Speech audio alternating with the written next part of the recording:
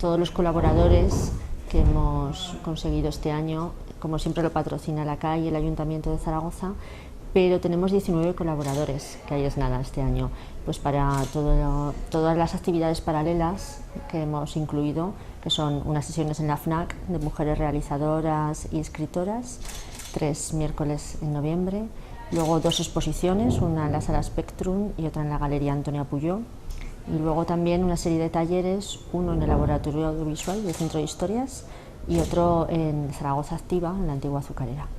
Proyecto Aragón siempre ha tenido vocación de itinerancia dentro de la propia comunidad aragonesa y también a nivel nacional con intercambio de programas con otros festivales de cine.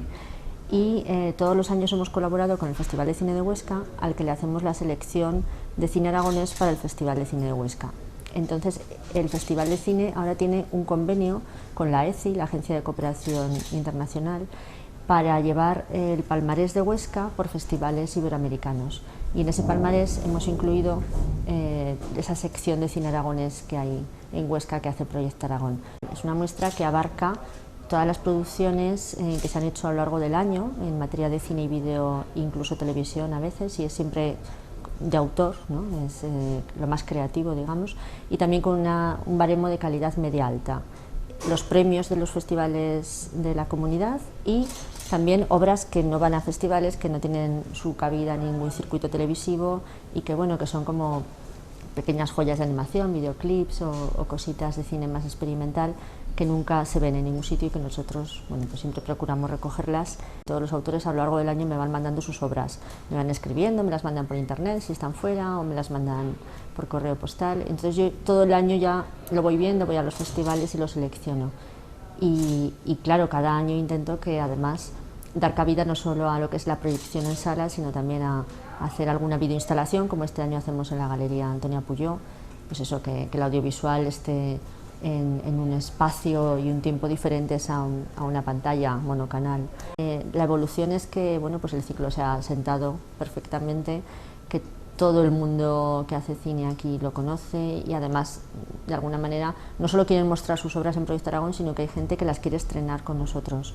Incluso que hay autores que hacen obra ex professo cada año para la muestra.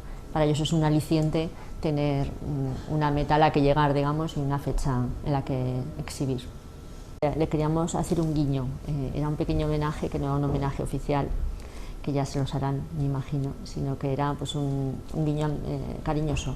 Entonces lo que hicimos fue recopilar sus cameos en el cine, algunos de ellos, ¿no?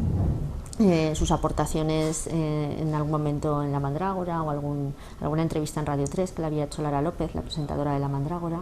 Es una creadora incansable que ha estado siempre buscando, bueno, pues nuevos lenguajes, sobre todo en la animación. Es una animación muy barroca, una animación de objetos y de personajes, y tienen unos mundos oníricos muy cercanos a Buñuel y al surrealismo, y una forma de mirar y de narrar muy transgresora. Es un taller para aplicar las nuevas tecnologías al audiovisual para instalar el audiovisual en diferentes espacios volumétricos.